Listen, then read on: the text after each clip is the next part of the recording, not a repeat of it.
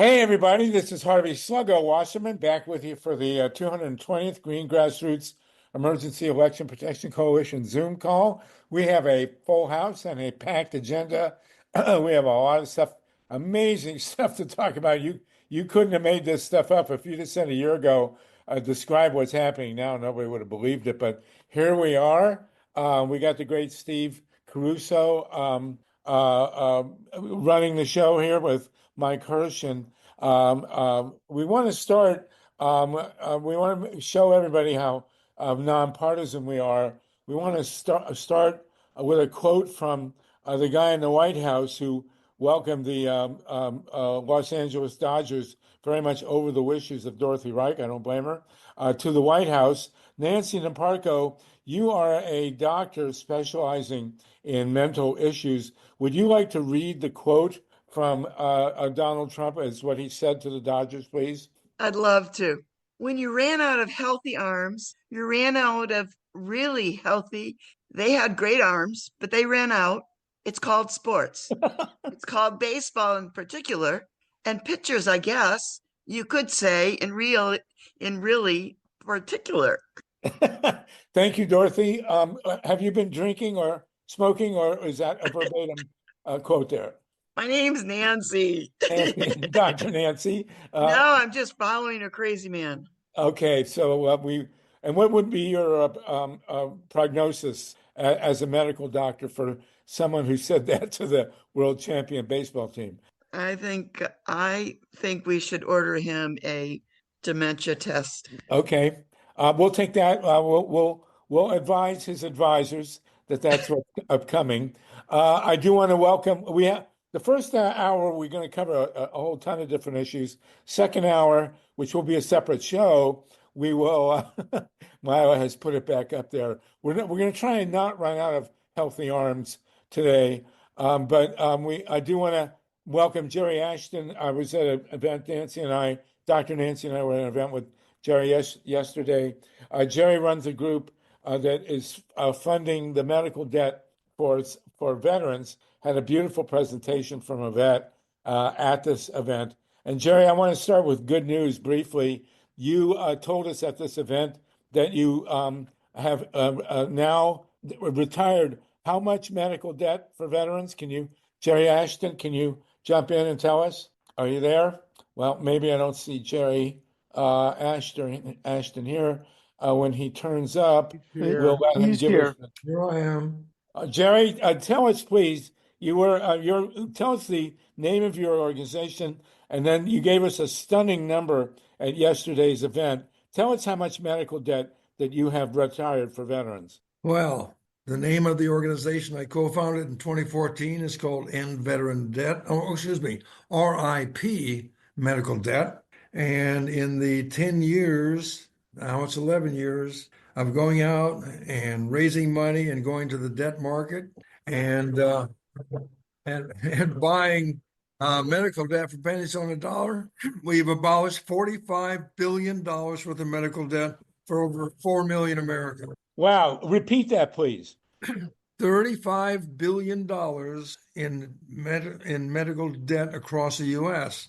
And now I've moved into doing this similar impact for veterans. Thank you. And how much debt have you retired? Oh, we lost you. Repeat the number. How much medical debt have you retired? Okay, let me unmute. Can you hear me? Yes. How much medical debt have you retired? I need to be corrected. 15 plus $45 billion. That's with a B. With a B. And how many people have you lifted the medical debt off their backs? Between 4 and 5 million Americans. There you go. Jerry, you're a hero. I'll put you in the chat, please, how people can contact your organization. I will see you in New York in May, and it was a pleasure to be with you yesterday, and we really appreciate your work. Thank you. The organization that I co-founded is RIP Medical Debt, now called Undo, but what I really want people to pay attention to is my newest charity called End Veteran Debt. That's endveterandebt.org. I'll put the details in chat. And we're going to have for veterans a way to reintegrate into society and reduce their suicide rate by ending their debt. Thank you much. You're a lifesaver. We appreciate your work, Jerry Ashton. People look for his organization. It is a place where you can make a tangible difference. And Nancy and I were very moved by your presentation yesterday, as we were by the chocolate birthday cake. So thank you very much. We really appreciate it. Thank you. And by the way, you'll be glad to know that I took a giant chunk of that great chocolate cake and I gave it to a homeless guy as I was hitting the freeway. And I'm sure it made his day, if not his week. So thank you very much. Okay, now from the other side of the spectrum, from the not so good news, but an incredible fight, we have our poet laureate Mimi German with us, who's in Portland, Oregon, who has an incredible story to tell us. I couldn't make this one up, although, this kind of stuff is becoming more and more credible. We have 72 people with us. We are live on YouTube. We will be broadcast at Progressive Radio Network and also on the Pacifica Radio Network. Mimi, and then for Mimi, we're going to talk about the rallies. We have LEE FELSENSTEIN with us to talk about a follow-up to the giant rallies over the weekend with AOC and Bernie. Bernie also, I think, fulfilled his lifetime rock and roll dream by going to Coachella. But millions and millions of people came out over the weekend, and we want to talk with Lee and everybody else about what happens next. But Mimi, you have a story to tell that is beyond the pale, about to become global news. So tell us the story of the mayor who. Well, I'll let you tell it. Go ahead, please. Okay, so some of us on this program might remember Heidi. Heidi's full name is Heidi Strange-Sky Lambert, and she is originally from Tri-Cities, where Hanford is, and her father, and the Columbia Generating Station, which also has a huge crack through it. We never talk about that. But Heidi's entire family was part of the nuclear world. Her father was a nuclear engineer, and her entire family has died of cancer. Yeah. In the meantime, Heidi became an activist, and I met her during Occupy Portland years ago. And then we founded together No Nukes Northwest and had the first and only protest ever on Hanford's grounds, in the grounds of CGS with, CGS is Columbia Generating Station, and it's the last of the 5 whoops atomic reactors, and it's still unfortunately operating. Go ahead. So time has gone on since Occupy, since our rallies at Hanford, since everything we've since learned and also taught each other. And Heidi, this past year, was asked by some progressive elderly women in the small ocean town of Waldport in Oregon to run against a bully for the role of mayor. And she won. And there was like no money involved. She just was like, people knew her. Heidi cared about food for kids. And Heidi had a job where she was teaching cops in Portland all about ethics and all kinds of things, Anyway, she becomes the mayor of Waldport. And the bully she was running against, who was the city manager, is still there. His name is Dan something. I can't remember his last name. And Dan decided that he didn't like Heidi. And Heidi ousted the incumbent who had been there for decades. And so what they did was they said that Heidi had done something illegal in looking at emails, wanting to look at emails that were critical of Dan, the bully, that were sent to her, to Heidi. And the city manager, the bully, his office refused to let Heidi, the mayor, see the complaints. There were 13 of them written specifically to Heidi about this. So Heidi went in and said, wait a minute, where are they? Well, Dan told us that only Dan can see the complaints. So Heidi said, no. And they made up a whole story that she was aggressive, and Heidi's just the most peaceful person I've ever met, that she was aggressive, that she had people scared. And the city council decided and Dan decided that they were going to vote her out behind closed doors. And Heidi said, oh no, we're doing this transparently. If you're going to vote me out, First of all, that's not a thing. And if you're going to do this not a thing, then we need to do it in public at the city council session. So all of the members of city council voted out the mayor. See, it was like 6-0. You're out. Well, the whole thing was illegal. So Heidi heard about a lawyer who had just won in the Oregon Supreme Court a similar case in Corvallis, Oregon. And he won millions of dollars, which the person from city council in Corvallis ended up just giving to the lawyer to use for cases like this. So Heidi is my current hero, and she's going to come on the show on May 5th to talk about what it is like to be someone who just wants to help people who get ousted illegally from being the mayor. And by the way, she's still continuing to keep her chair. She was arrested yesterday or on Friday. They told her, if you come in, you will be arrested. And she was with like 50 followers.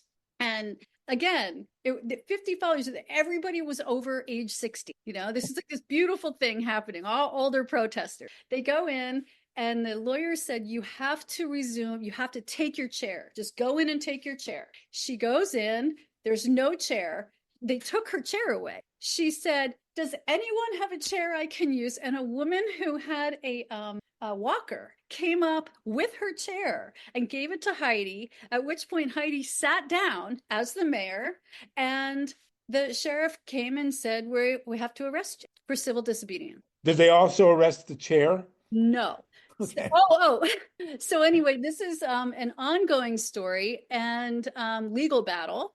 And it's just more of the same that's happening across the states. And now today it made the UK news. So it will be a watched case in what people, again, not naming parties, are trying to do to people in charge who are them.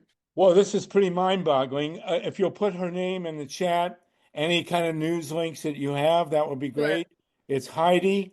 And I will say there's also a very impactful similar fight happening in North Carolina. Heidi's here. I'm sorry. Heidi is with us. Let's see. Heidi, come on.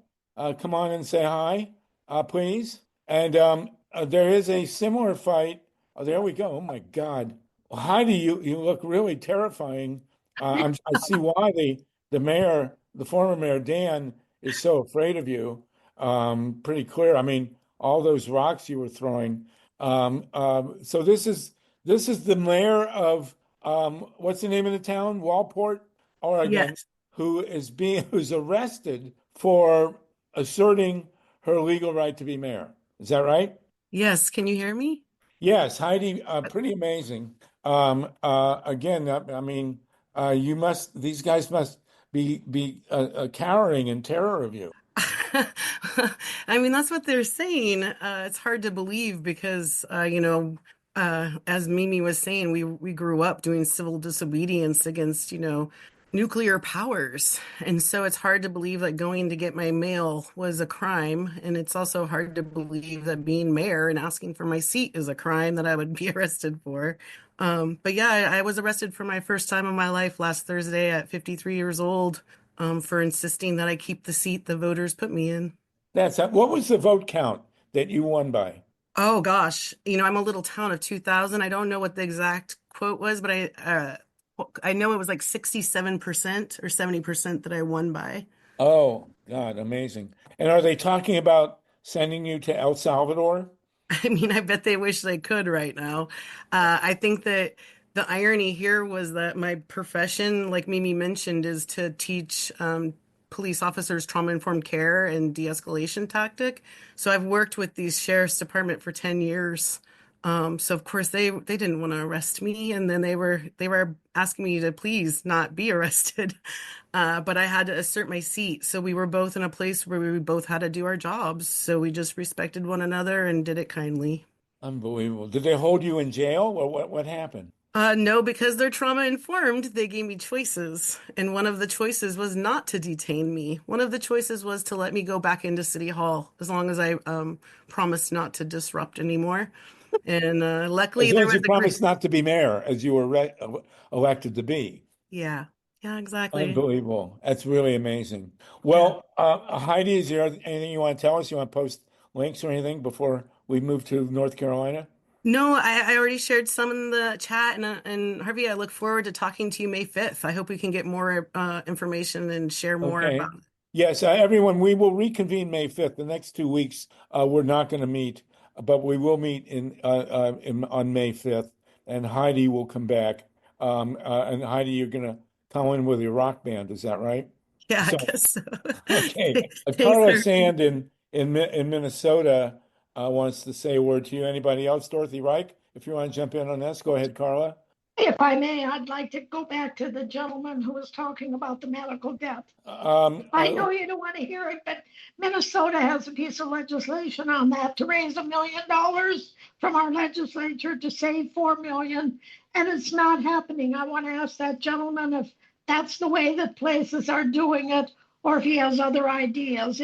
He can answer me in the chat. If you Yes, want to talk please, about Carla, protest, and send Jerry and me an email, and I'll have you in directly in touch with him. Okay. Anybody else want to get in touch with Jerry Ashton about the medical debt? Please do. But Carla, Jerry's right now in California, but he's in New York, in New England, or in the East. And Carla, you're in Minnesota. So I hadn't heard about this. We can deal with this later. Okay.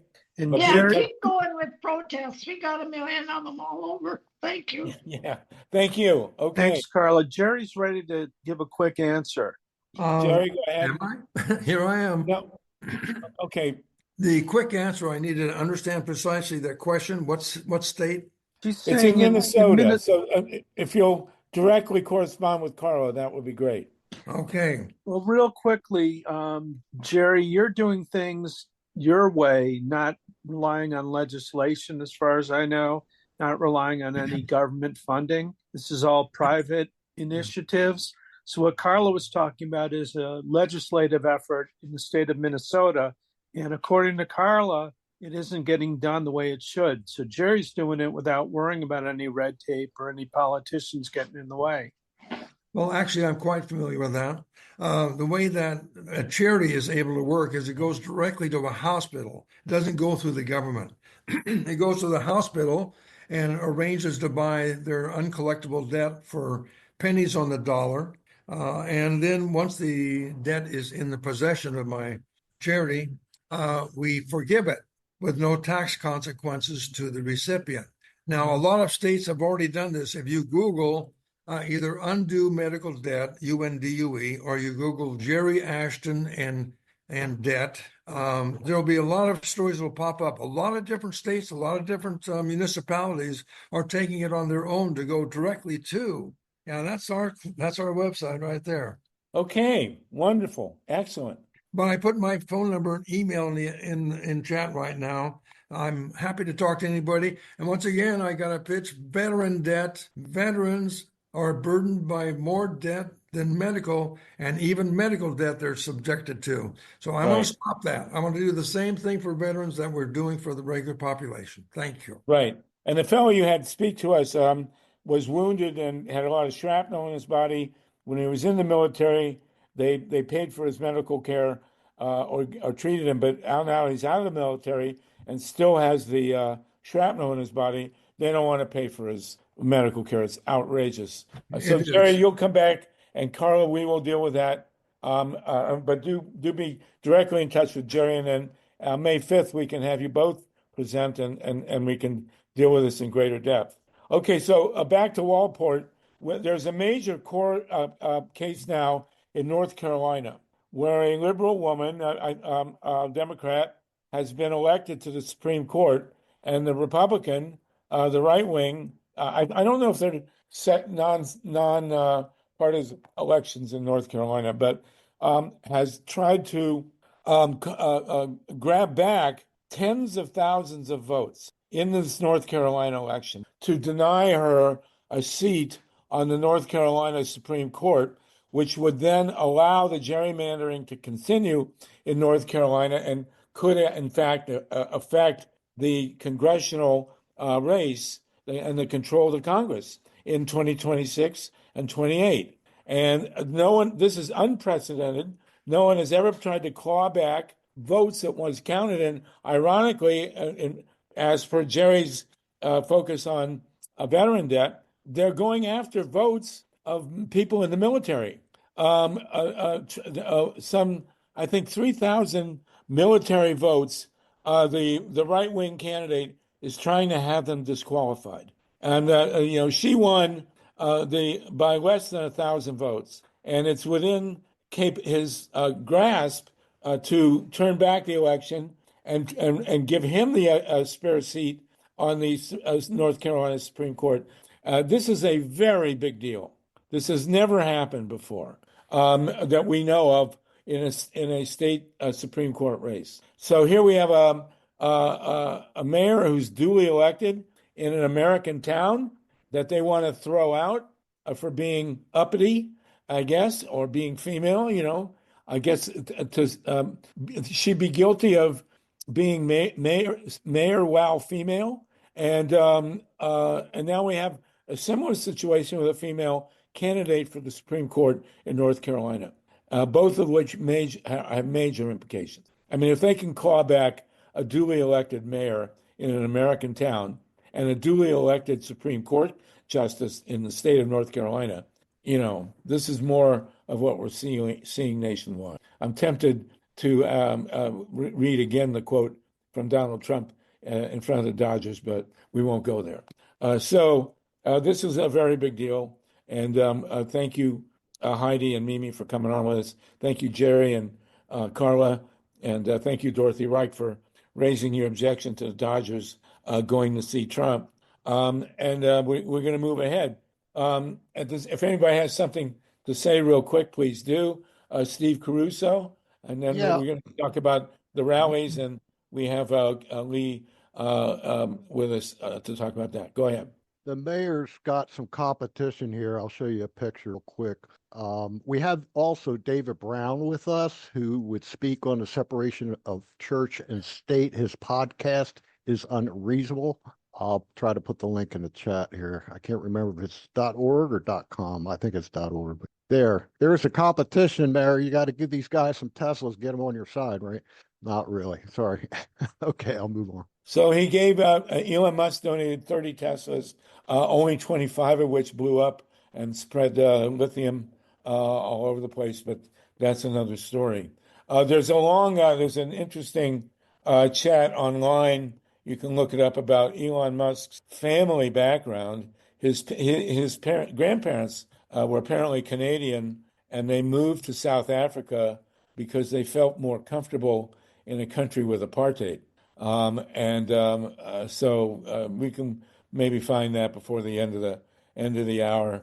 But okay, Dorothy, you're still with us.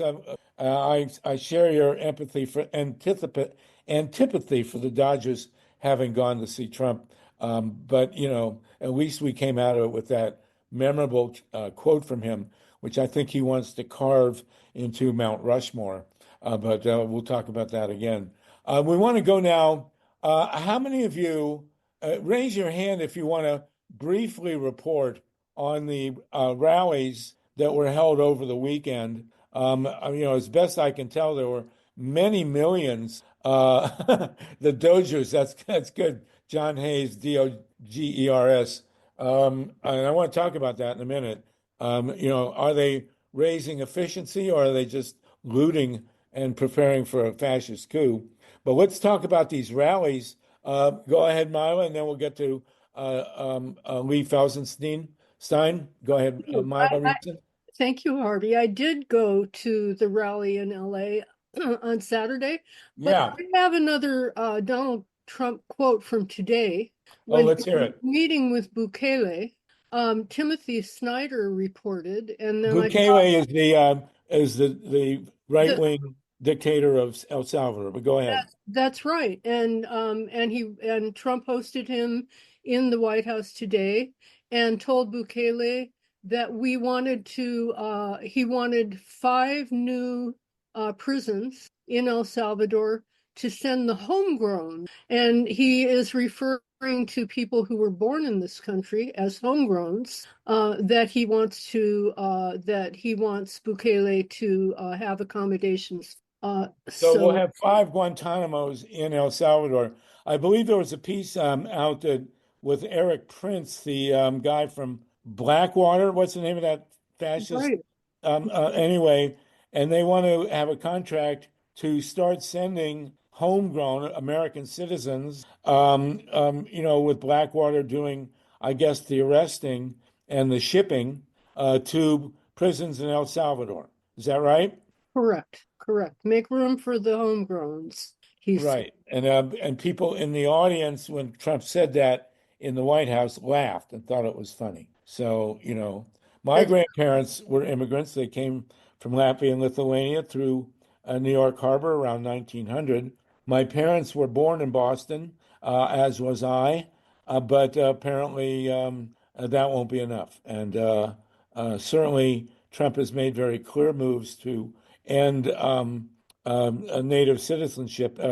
People who are born in the United States, as per the original Constitution, are already citizens, but apparently that he wants to change that. And I guess his modus then will be to have Blackwater ferry them down to prisons in El Salvador. The idea was, I believe, as laid out by Eric Prince, I may be wrong, but was that the United States would fund the construction of the prisons in El Salvador, turn them over to El Salvador and lease them from El Salvador and let the Salvadorians run the prisons in El Salvador to imprison American citizens. Do I have that right? I think that's accurate. Sorry, yes, you have it right. Okay, everybody. Well, on that happy note, we will thank you for that, MYLA. We will turn to Lee Felsenstein and the rallies. Now, you I thought you were going to talk to me. Okay, yes. Who's that? Dorothy. You won't let me turn my video on. But I have a major problem here. Mike, maybe you can help me. I turned the sound off on my computer, but this is coming through so loud. I can't function here. Dorothy, we were going to talk to you about the energy bill in the second hour. Do you want to do that? I can't stay on the meeting if I can't figure out how to turn the sound down. I don't understand. My computer sound is off. So I don't know where the sound is coming from that's so loud. It's got to be your computer somewhere, Dorothy, because we don't have the capacity to do that without some kind of a computer or phone or tablet on your end. We'll have another monitor. Look for the thing that says the megaphone with I turned it off. It's off. Megaphone is off. So weird. Well, let's keep going here and let's see if we can come to you. So, and I can't turn my picture on either. Well, you know what? Turn off the computer. Come back in 20 minutes. I was also at the protest at the Bernie thing, which was. And how was it? It was amazing. There were so many people. I was luckily in the VIP section, so I could sit down because people were 3 people fainted. Really?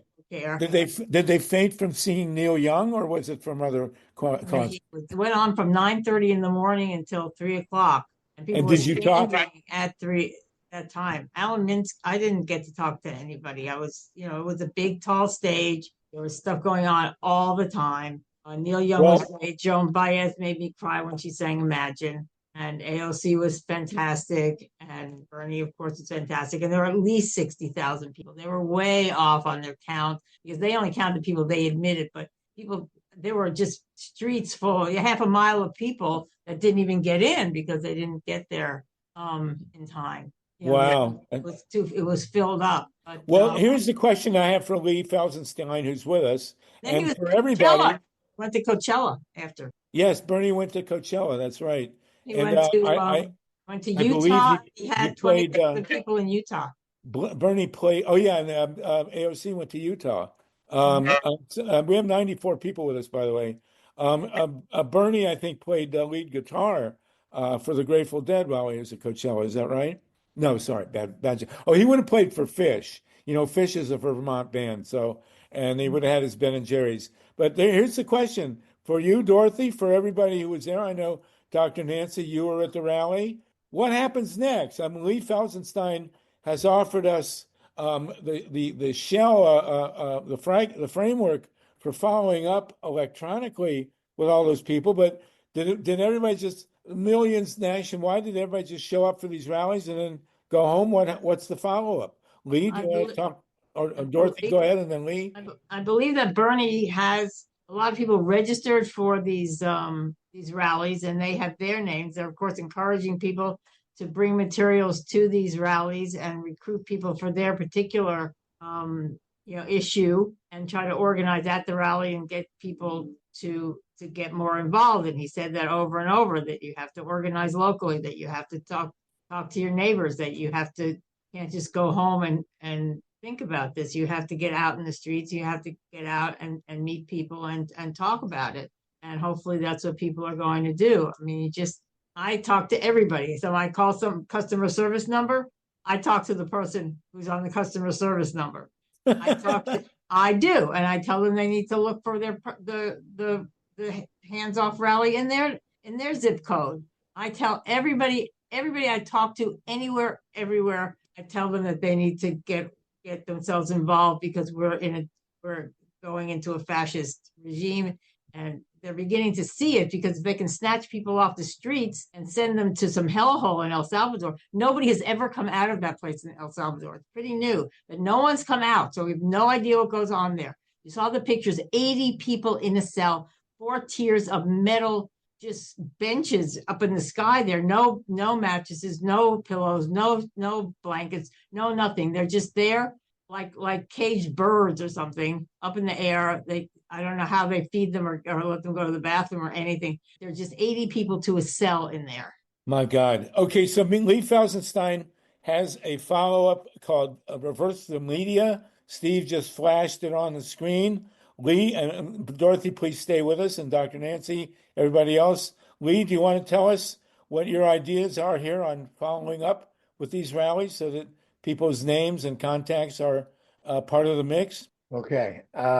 Yeah, I heard the news this morning about El Salvador, and it's like, it's never been this bad in my experience. Got to do. The write-up I did describes how it would work with working with groups that are involved in rallies, involved in organizing them. And it's pretty simple. They can actually create the QR codes themselves on the Office software and print them up as business cards. What I'm suggesting is that we create somebody, and it isn't going to be me, create an organization. It won't have to be very big, probably less than 10 people, that supports this particular activity, because everybody is going to, need to be told how to do it and need to have their hands held. But once they do it, they can keep doing it. So that a rally, they can hand out business card size cards with a prominent QR code on it, and whatever message they additionally want to put on. It's their decision. As we've learned here in earlier meetings, the business card size tends to survive where leaflets do not, and be passed around. And the point of it is that we don't control what the website says that the QR code points to. So we have to be able to help these groups who have never done this before get a website set up, put the questions they want to have on the website, the questionnaire they want to have, and handle it. You have to be able to get the data off of the website. It has to be in a format that will create a spreadsheet. It's called common delimited format. So there's a little bit of technical help that has to go on with most of the people who are doing this. We need a group that does this. We need to have somebody who knows how to organize a small to medium-sized group of people. It means recruitment. It means following up on their quality of their operation. And also, those people have to be able to reach out to the rallying groups. It's no good if you just sit here saying, well, they aren't coming to us. You have to go to them.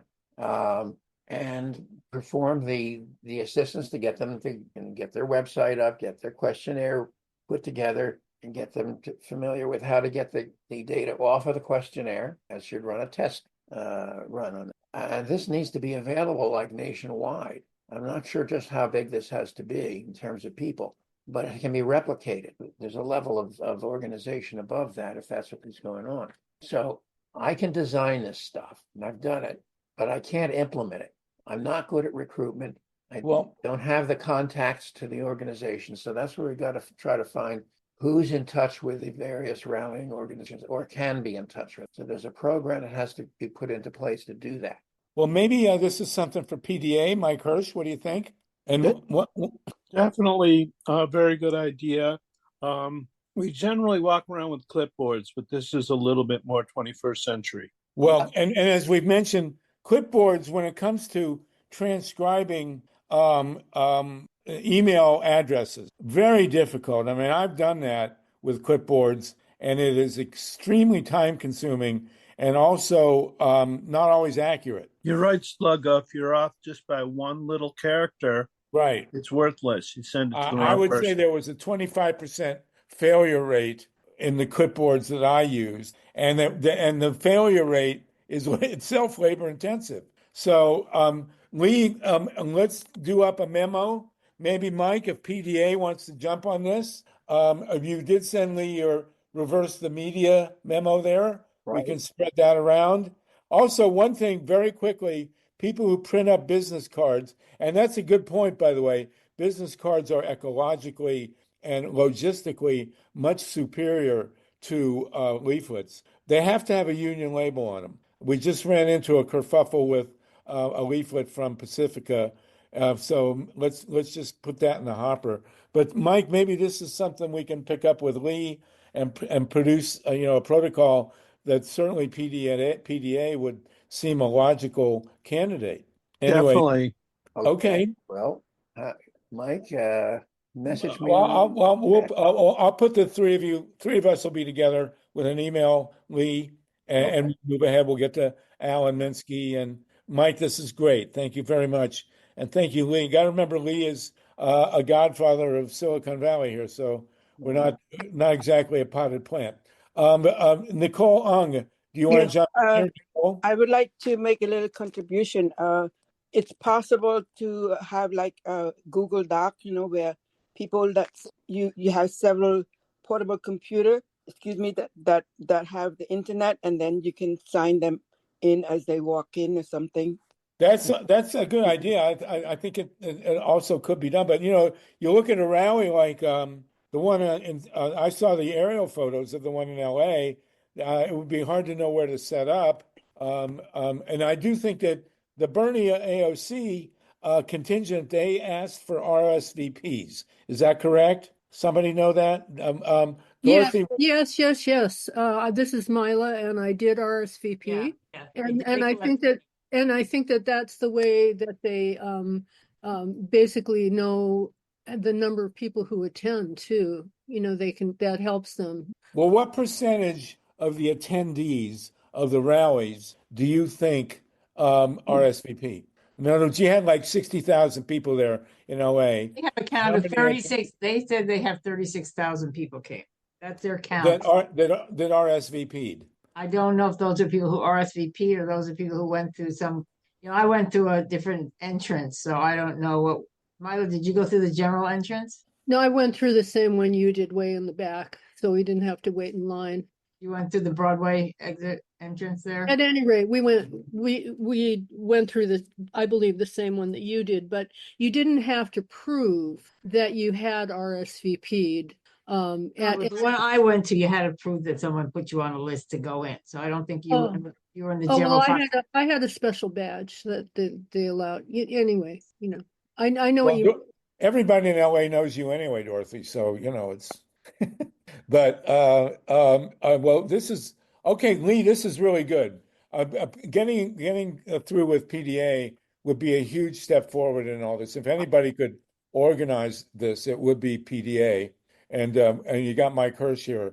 So we will pursue this. Anybody with other ideas? Nicole, yours was a good one.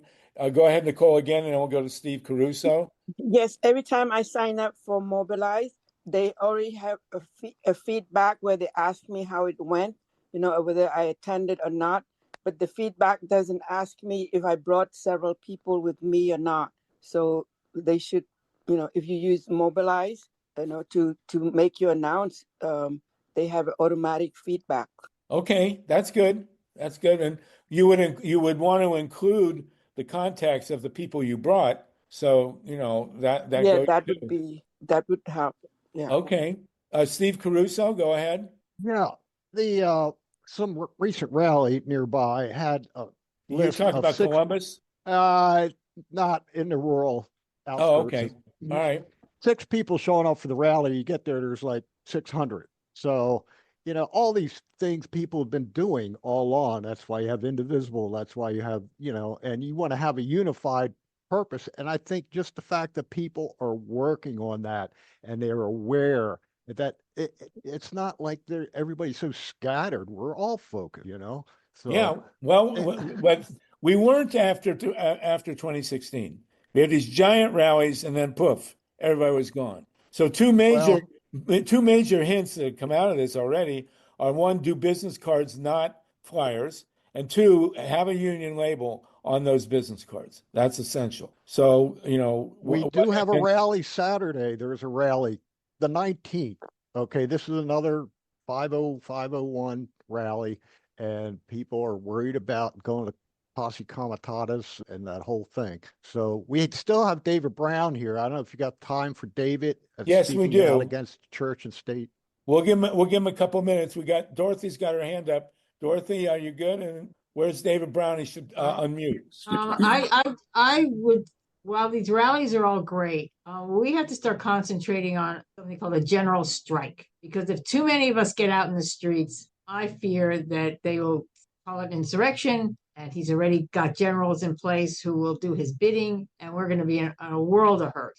So I think that we really need to start thinking about shutting down the country, nobody going to work one Friday, see what happens. If not, Thursday and Friday, we have to start planning for that, because that's what we're going to have to do. We're not going to be able to all take to the streets because they've got the guns and we don't. Okay. But they're doing snatching people off the street for nothing. Right.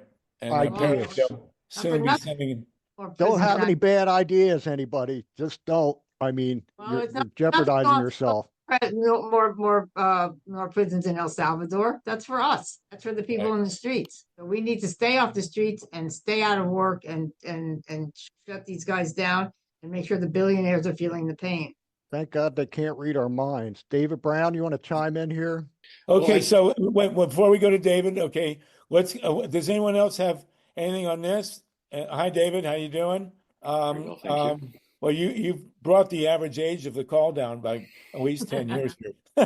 But I think Alex Williams and then Paul Newman, and then we'll go to you, David. It's 2:48. We have 93 people. Go ahead, Alex, very quickly, then Paul Newman, and then we'll go to you, David. Alex Williams, you got to unmute, and then Paul Newman, you got to unmute. Can you hear me now? Yeah, go ahead, Alex, real quick, please. What Dorothy just said, I think she's right. And I don't know, maybe we just got to get excited about people, but I think we have to communicate that this is going to take pain. Pain either being in the streets and possibly getting our heads bashed in, or pain from staying out of work and not getting a paycheck. But one thing or the other, it's coming to the point where it's going to take some kind of pain. There's no more easy.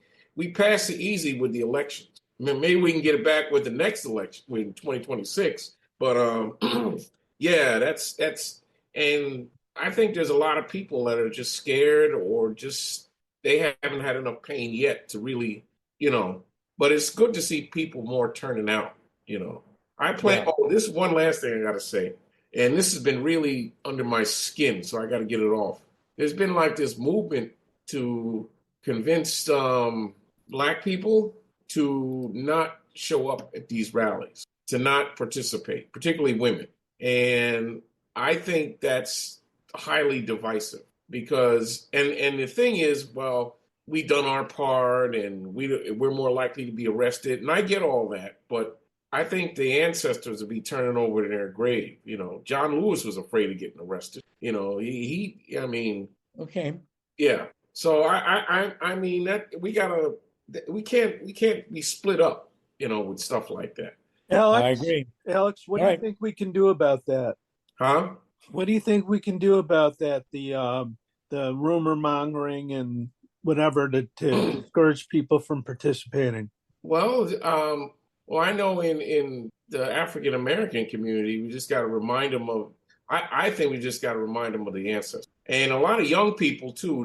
They're like, I'm not going to be scared into like staying home, and especially, and you guys know that a lot of times youth are the ones that lead these movements. I mean, I was listening to Charlene Hunter Galt, and she said that her parents and a lot of their parents were more afraid of them stepping out and doing stuff because they have mortgages and stuff like that. Right. Okay. Yeah.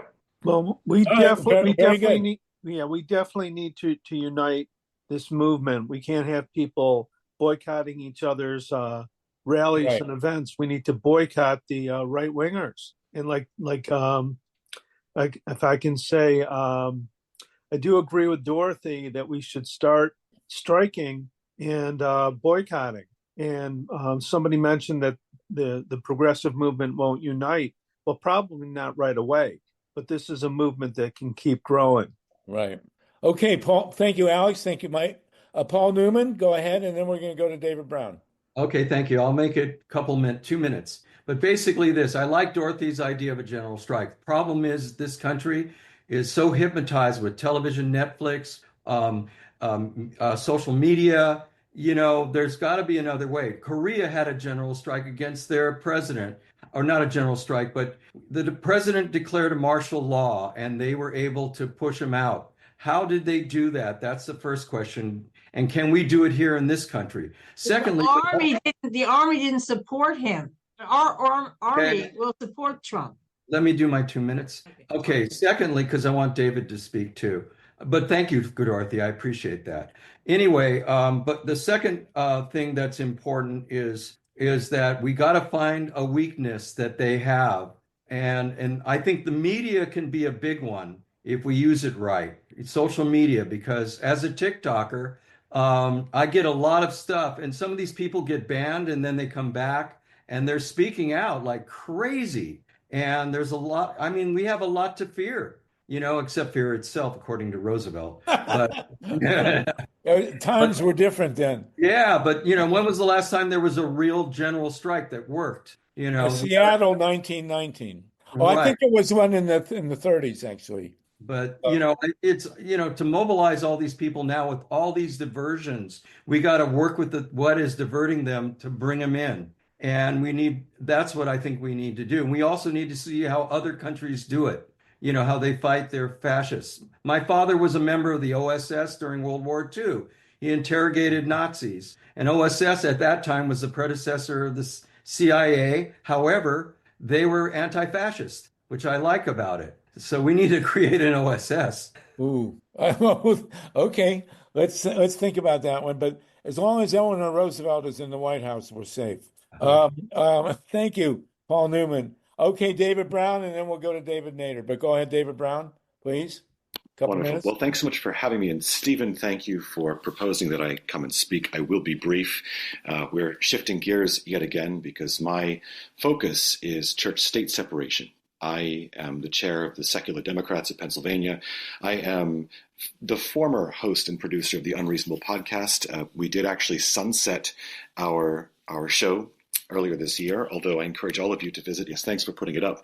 The website. Our shows are archived and can be accessed wherever you get your podcasts. We have been tracking for the past couple of years the insidious rise and, sadly, unexpected surge of power of white Christian nationalists with the re-election of Donald Trump.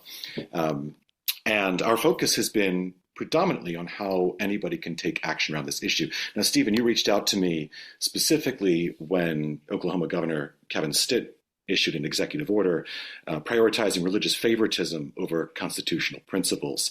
And I've been thinking a lot about Oklahoma for many years now, because Oklahoma is also where Ryan Walters, the state superintendent of schools, issued the Bible mandate. Some of you are aware of this. Pretty vague, not entirely legally clear how this can be enforced, but basically mandating that all teachers in the public school system have to incorporate biblical studies into their curricula.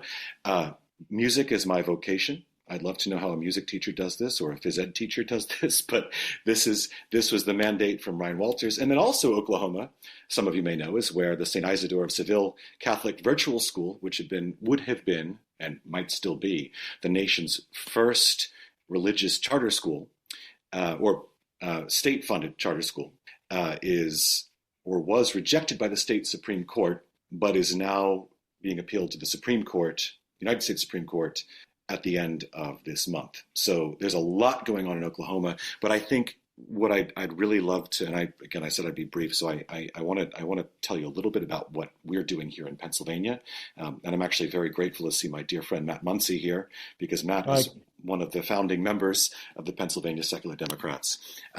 We took a look at what happened in 2024. And we are not an official subsidiary of the State Democratic Party. We are partners of the party, which gives us a little bit of autonomy to behave differently. When you're a hammer, everything looks like a nail. And I'm a grassroots organizer, a political organizer. I've worked on campaigns, managed campaigns. You had me on your show when I was running for office, for state representative a couple of years ago.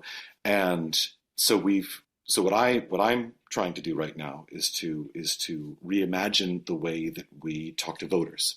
How do we proliferate a better message, a message of service, and to be emissaries of information rather than parachuting into swing districts and turnout districts when we need volunteers, votes, money. It's extremely opportunistic politics. It clearly doesn't work.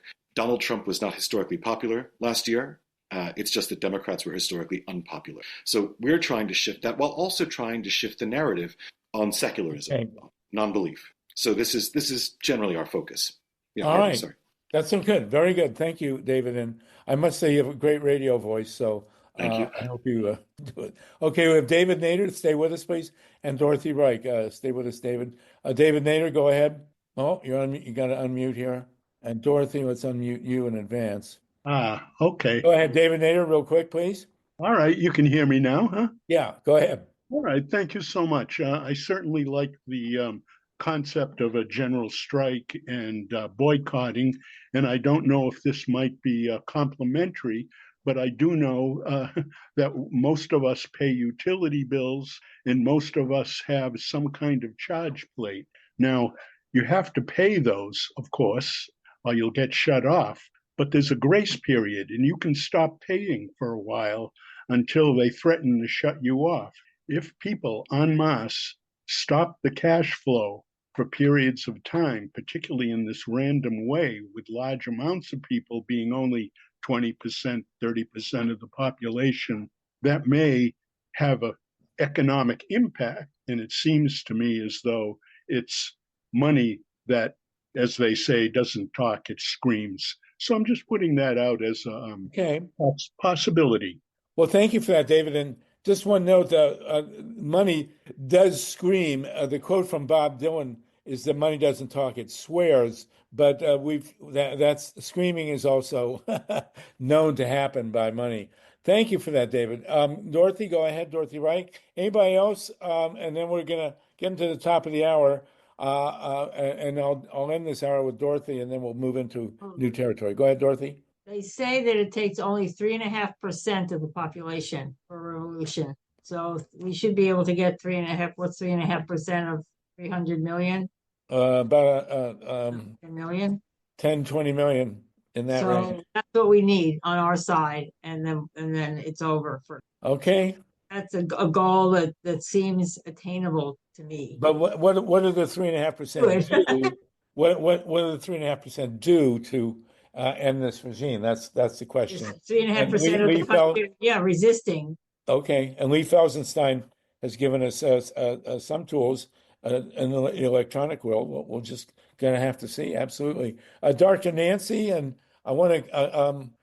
Wait 1 second. We're at the top of the hour. I want to thank everybody for listening here on, and Steve, if you want to break it, at Progressive Radio Network and Pacifica, our other radio, WGRN, our other radio outlets, and we'll see you next week. And we're going to resume now with a second hour. Steve, I don't know, do you need me to stop talking to break here? You're fine.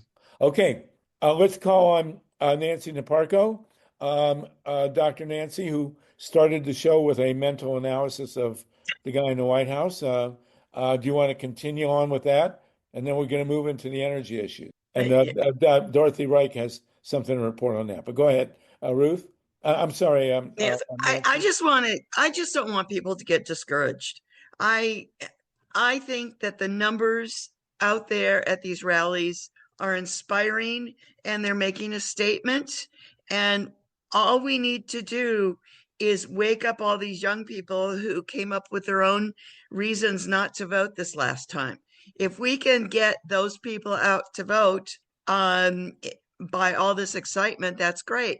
But I also want to say today we can boycott Amazon. We can boycott Whole Foods. We cannot buy a Tesla.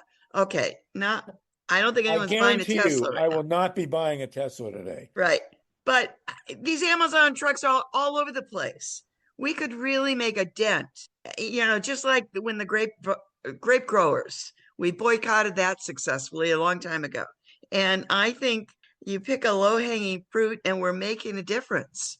But we are not only boycotting the current regime, we are boycotting the far right, the corporate Democrats, and that we need to open their eyes and bring them in too. And so every little bit we can do, I think, is helpful.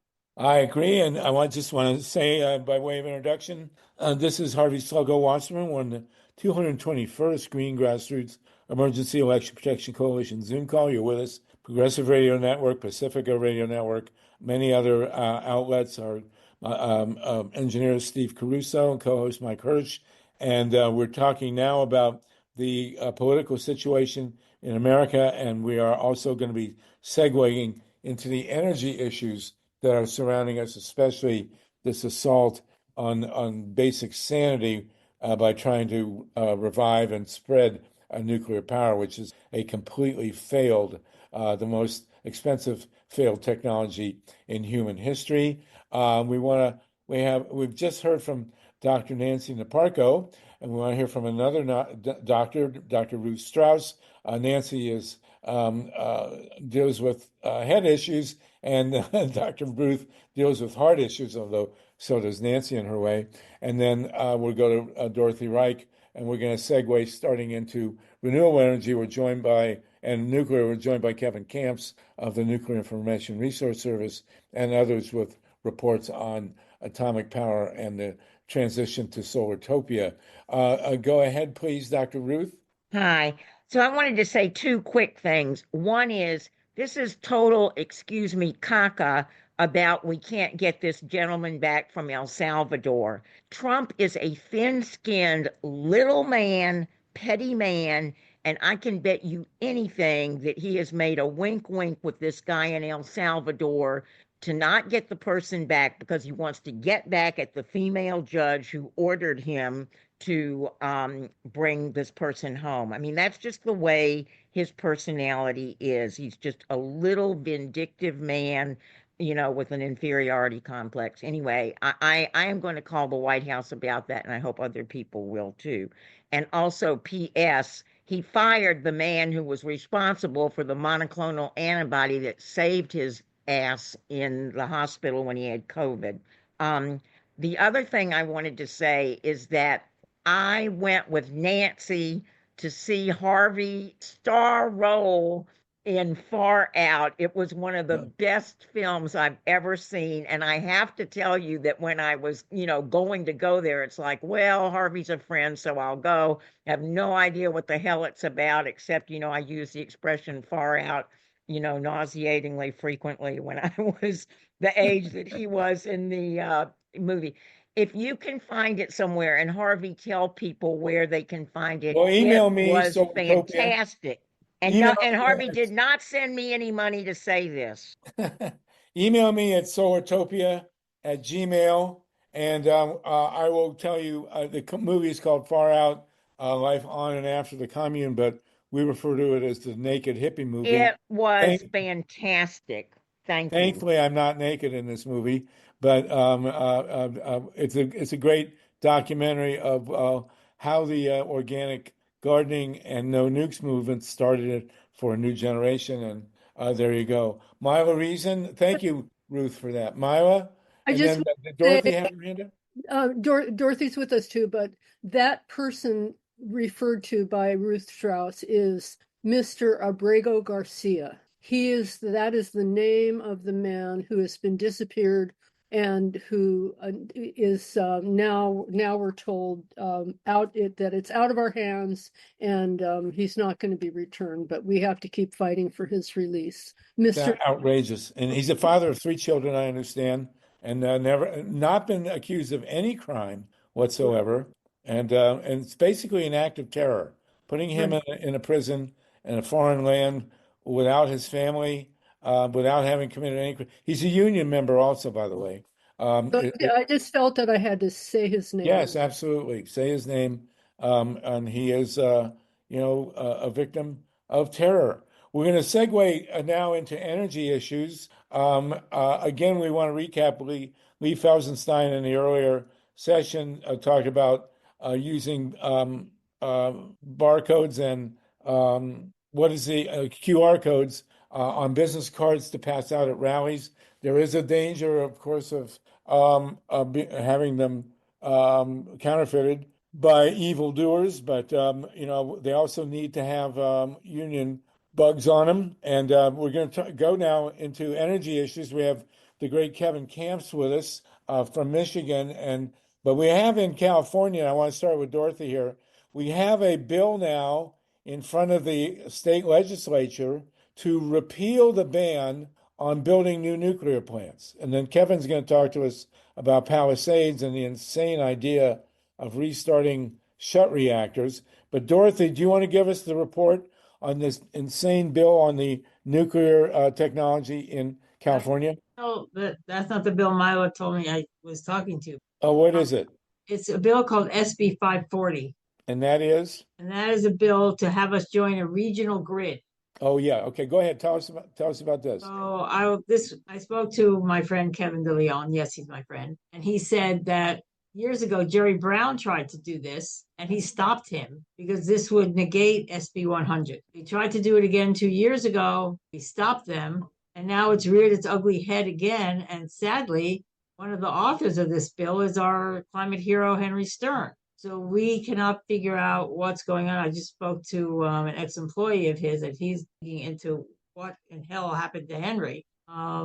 Basically, this bill would give up our autonomy over our energy. So once we sign on to this regional operator grid, we can't ever get out. They can negate everything that we have done to protect our climate, not just limited to SB 100. We have all kinds of rules in place about percentages of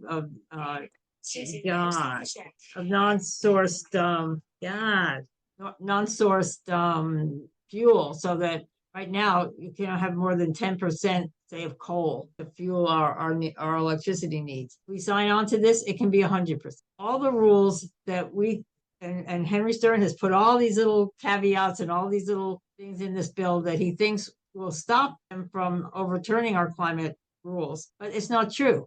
Once we sign on to this grid, we have no control. We're opening the door for Trump. There's 22 coal mines in the states that we're talking about that we would be joining with. And I wish Jennifer Tanner was here to talk to you. I'm not as good at her as she is. Well, we'll have her back in 3 weeks in May. But this is outrageous. I mean, 100 was the bill that said that they couldn't build new nuclear plants in California without a solution. That we've done every bill that we have will be able to be overridden by the regional operator. Whatever agreement the regional operator agrees to, there was a lawsuit filed.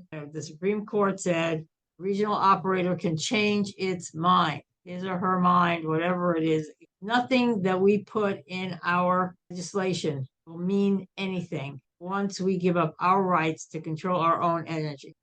One of the arguments they make is that we could run out of it. We cannot run out of it. As Jennifer reminds us, we are the 4th largest economy in the world. We already have agreements with all the neighboring states to get energy from them. Usually they get energy from us. We do not need to join a regional group. And Dorothy, this is Dorothy, this is a really good report. What's the timetable for this legislation? How much time is there to stop this? Don't have a lot of time. PDA will be sending a letter out for people to call their state senators and stop this. The first committee that it's going to is Becker's committee, and he's the chair of it. So that's gonna pass through his committee, the Energy Committee. Then it's going to the Judiciary Committee, and we have to try to stop it there. If we can't stop it in the Senate, hopefully we can stop it in the Assembly. But this is an ongoing fight, and we have to stop it. We don't have a choice. I will get more information to Harvey to get to you and to PDA. This is all hands on deck. Henry Stern said to me, well, why aren't you working on all these other bills? And I said, Jennifer, what about these other bills? She said, it doesn't matter. If they pass this, no other bill will mean anything. We can pass all the bills we want. We're turning our energy future over to Donald Trump. It sounds horrible. It sounds horrible, Dorothy. Destroy California. That's Dorothy, I think we've got the gist of it. Does anybody need any more clarification? Because this is a horror power grab. This is literally a power grab to take the democratic rights of the people of California, and I guess the rest of this regional compact, to subvert their legislatures, subvert their local laws and the popular will, and hand it over to some probably unelected bureaucrats, similar to like the NAFTA and the TPP and these other cockamamie trade deals that aren't really about trade. They're about disenfranchising the American people. Right. Well, we have Kevin Camps with us, Dorothy. Kevin is an expert on much of this. He's working in the Midwest now on Palisades, but certainly is aware of what is happening in California. Kevin, do you want to jump in here? Hey, Kevin, everybody. Greetings. Hi, Kevin. The radioactive Rust Belt. Can you hear me? Yeah. I'll just say a few words about Palisades. I've talked in past shows about it. We are fighting unprecedented restart of a closed for good reactor. The precedent's now being followed at other places like 3 Mile Island and Duane Arnold, and even Diablo and Summer are closely related. I've put a bunch of chat links in so you can check those out. Some recent developments include the Trump administration, President Trump issuing executive orders that would appear to try to nullify state laws against such things as nuclear waste dumps. So directly relevant to Texas and New Mexico, where we've been battling non-consent based and environmentally unjust dumps for high-level radioactive waste for a decade or more. We've taken it all the way to the Supreme Court, our fight. Another executive order just issued by President Trump would seem to attempt to nullify all nuclear regulations within a year or 5 years after September 30th, 2025, if I'm understanding it correctly. And this is in addition to earlier attempts by President Trump and company to nullify the National Environmental Policy Act, its Council on Environmental Quality implementing regulations. So it's kind of a all-out attack on any notion of nuclear power regulation whatsoever. That said, of course, those of you who've heard all of us talking over the years about the Nuclear Regulatory Commission know that it doesn't regulate safety. But here is Trump attempting to just do away with any pretense whatsoever of nuclear power regulation. So we're really up against it, but we continue to fight at Palisades. We're in the licensing proceedings. We want to get to federal court to appeal the NRC's bad rulings on our intervention. And that's something of an update. The one thing I'll say about the money, because Harvey advertised it for the show, the grand total of public bailouts that Holtec International is seeking just at the Palisades nuclear power plant in Michigan on the Lake Michigan shoreline is $16 billion, 16 billion with a B dollars, mostly federal taxpayer, but also state taxpayer, and also electric ratepayer bailouts, half of it for the unprecedented restart, half of it for 2 so-called small modular reactors that aren't small at all. The 2 would double the nuclear megawattage on the site. So that's my summary, but I'm happy to answer questions. Well, the small reactors, they're also talking about lifting the ban in California, it dates back to the 70s, on building any new nuclear plants until the waste issue is solved. And it still obviously hasn't been solved. And it's, in fact, small reactors, as planned, they don't exist yet, but as planned, produce more waste per kilowatt hour than the current models. And so the geniuses here in California are talking about building small reactors once they lift the ban on any reactors at all. But the bottom line here is that renewable energy continues to be ever cheaper than nuclear.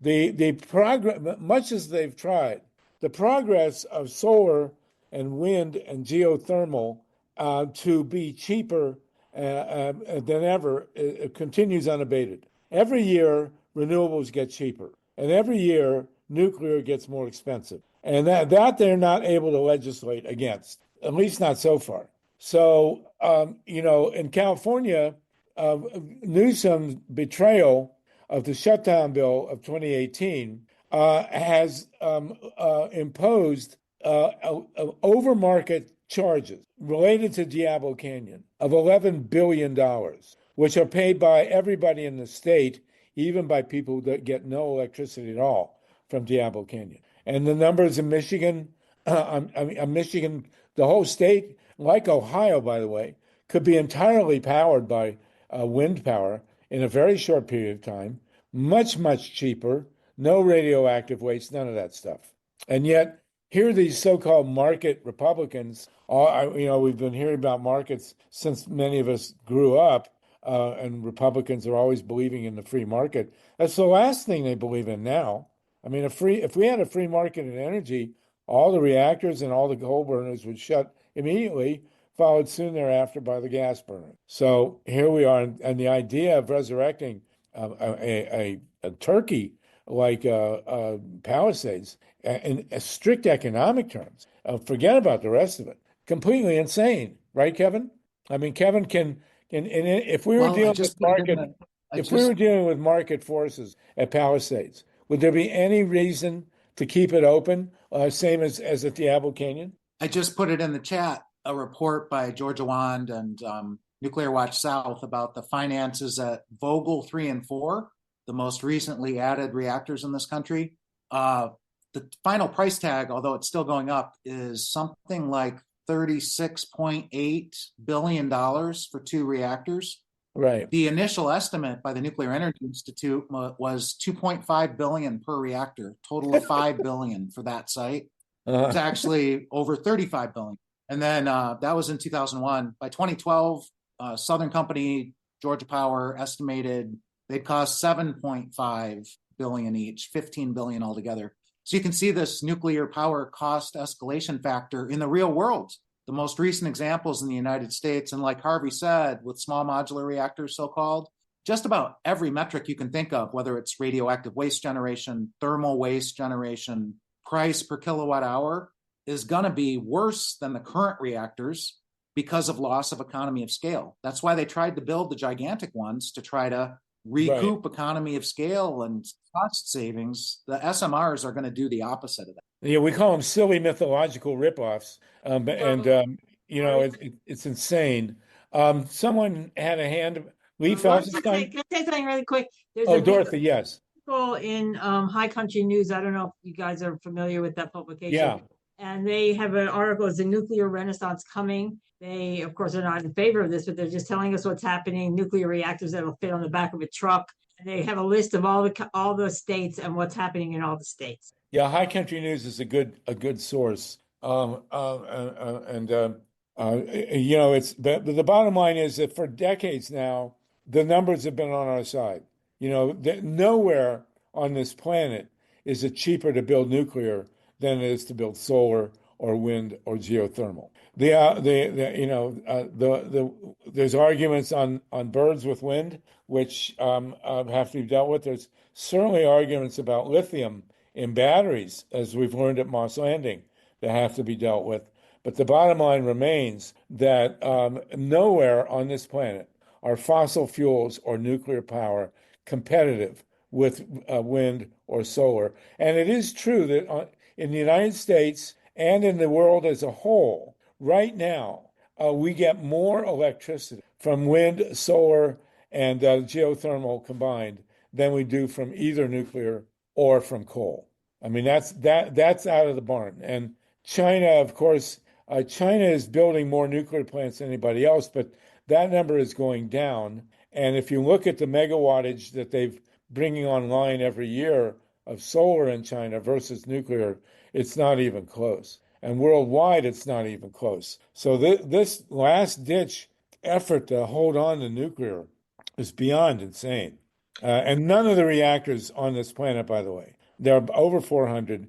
There's 93, 94 in the US. None of them are insured against a major disaster. Well, And they're having Sluggo, issues now in LA as a result of these fires. People are being screwed on their insurance. Think what would happen, God forbid, in the wake of a radioactive cloud. Sluggo, it's not insane. It's just obsessive need for fissionable material for nuclear weapons. And it doesn't matter what it costs. It's all about being able to bomb the hell out of cities and destroy cities. That's the insanity of it.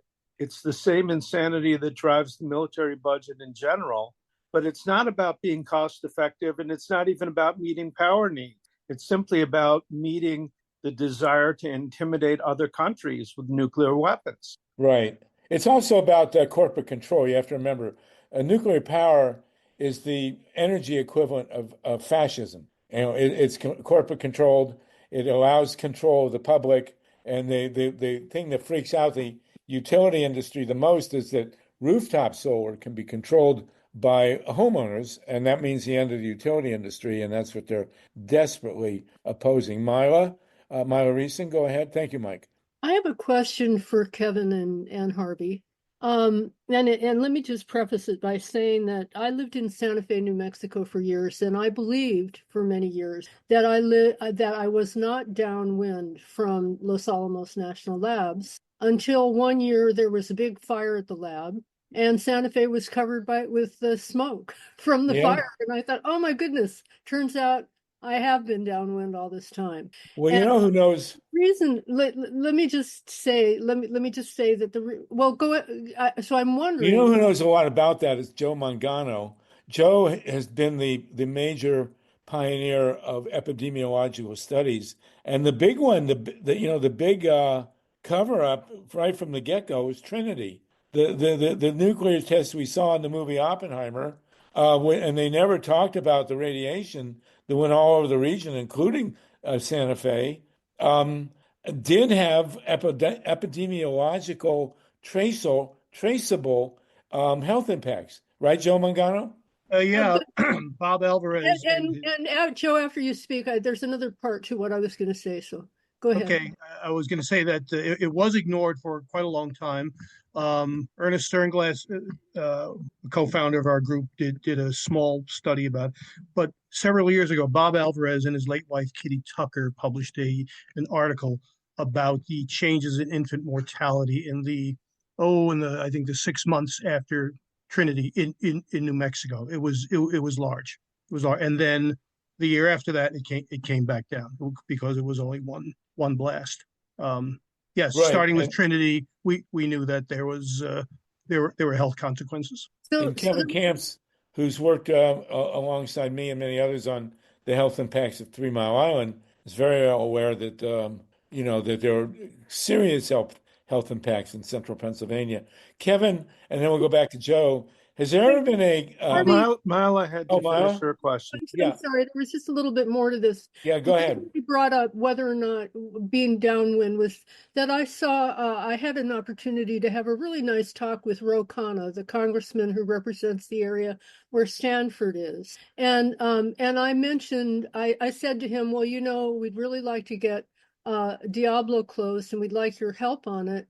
Because the area that you represent is downwind. And then I looked at a map and I saw, well, we kind of presume that the people who are north of Diablo are not downwind and the people who are south are downwind. And But Ro Khanna said to me, well, it's a state issue. The federal government has nothing to do with nuclear power plants. Oh my God. Right. So this is a congressman. So he was very cordial and polite and interested in learning about the Nuclear Regulatory Commission, that federal agency that he was unaware of. Anyway, I just wanted to tie that all together when I realized that I had said they're downwind, and he said he would look into it, and he was very kind. That my question was about, well, is Stanford downwind from Diablo? If Diablo were to blow up, I'm sure that the people north of the facility would also be impacted. That's the question. Well, as we saw at 3 Mile Island and at Fukushima and certainly at Chernobyl, eventually everywhere is downwind. I mean, when nuclear radiation goes up from a nuclear power plant, eventually it goes 360. I mean, the prevailing winds in central Pennsylvania during the accident should have been coming from the northwest. And in fact, they went northwest for at least part of the few hours after 3 Mile Island. So, ultimately it all goes everywhere. Chernobyl, they detected radiation north of San Francisco within 2 weeks, and then across the entire United States. So, Kevin, very briefly, and then we'll go back to Joe, who has another issue here. Is there anybody ever done an epidemiological study around Palisades of the cancer rates? Yeah, Joe has. Joe's done one in right. 2013. And only because Kevin asked me to. Can I just say real quick, in addition to downwind, and the wind blows wherever the wind blows, like Harvey said, Chernobyl's fallout blew all over Europe in circles, time and again, these figure eights. So it comes down with rain and snow or just gravity. So there is downwind in every direction, but there's also downstream, and there's also up the food chain, and there's also down the generations, because depending on the isotope, we're not talking a snapshot of a few days. We're talking it moves around. And at Chernobyl, the wildfires that have happened for the past decades have moved it around again. So as has been said, there are start dates for nuclear catastrophes. There really are not end dates. Would you be mad as someone? Okay, someone else is speaking there. But Joe Mangano, you have a project to present a proposed health study to Robert Kennedy. Oh, thanks. Can you talk about that? Okay, we've spoken about it before. I'm going to do this very delicately. The idea first came from you, Harvey. And you called me up one day and said, let's put politics aside for a second. Like Robert Kennedy or dislike, he does have a record as an environmental advocate and as an anti-nuclear advocate. His group Riverkeeper was instrumental in getting Indian Point shut down. And you have to put that in perspective because historically, the federal government has really been completely disinterested in doing any sort of evaluations of cancer or health near reactors. There's only been one national study of cancer, and that was done, ironically, at the insistence of Senator Ted Kennedy in the late 1980s. There have been none since. There was a proposal by the NRC, which they later scrapped 7 years later, that from 2019 to 2016. So the thought was this, that a short list of scientists who have been involved in studying radioactivity and the health effects in the United States would prepare a short, you could call it a proposal or a letter, and get it sent directly to Robert Kennedy, bringing up the issue that this kind of a study is very, very, very much needed. Since we first spoke, Harvey, I have collected a list of, well, if you include me, 5 scientists that are interested in participating. The other 4 are university based, and there's a 6th that I'm still trying to get. The issue now will be to who's going to write the brief proposal, what's going to be in it, and who is going to be the delivery person to Robert Kennedy. Of course, I'd like to hear everyone's opinion about it, but the general issue is we have nothing to lose here. Again, this has been an issue completely not interested. And I want to add to that. I'm going to put it on the chat line. There is a professor, Harvard School of Public Health, who for the past year has been doing two studies actually of cancer near three nuclear plants in New England. Two of them ironically closed: Pilgrim, Vermont Yankee, and third being Seabrook. This was self-funded, according to the articles. $20,000 was taken from Harvard University, which is hopeful if in fact this is an objective study. That's all I have to say. Harvey, you want to take it from here? You add something? Well, so we've been talking, as Ted Kennedy was the senator, I actually met him, who raised the possibility of doing a systematic study of the health impacts of atomic power plants over the past 70 years. And it's, when you think about it, how could any sane society possibly deploy a technology with the reach of atomic power and not study its impact on the health of the neighbors? I mean, it's a no-brainer that you should never do that, especially if the reactors are not insured. And I have been in debates where nuclear proponents say, well, there's no evidence that nuclear power has ever harmed anybody. And, if you don't look for it, you're certainly not going to find it. And Harvey, once again, it comes down to money. Our group for the last 30 something, almost 40 years has been addressing this issue, but we are small. We have, published 41 peer-reviewed journal articles on topics such as thyroid cancer near Indian Point, or total cancers near the Salem plant, and so on. This is just sort of chipping away at it. What's really needed is a much larger study, a much larger overview, especially now that we have a number of plants that are over 50 years old. Right. What I found is the older a plant gets, the higher the cancer rate gets. So where have you found that? How many reactors can you say that of? Yeah, 16 of them, and I'll post. It's on our website, and I'll post it. It's kind of it's better than a back of the napkin thing, but it hasn't been peer reviewed and published yet. But yeah, I took the 16 of the oldest nuclear plants in the country and looked at their cancer death rates compared to the U.S. over 3 time periods. Let's call them as the plant started up, early in operation, and later in operation. And it gets worse, right? It most certainly gets worse. Okay. Kevin, have you at NEARS, have you run into any sort of usable health data? Well, I just put it in the chat. There's reports from residents of the Palisades Park Country Club, which is a resort community immediately south of Palisades, that there are 50 thyroid cancers diagnosed in that community. There shouldn't be a single case of thyroid cancer in such a small community, which is also a part-time.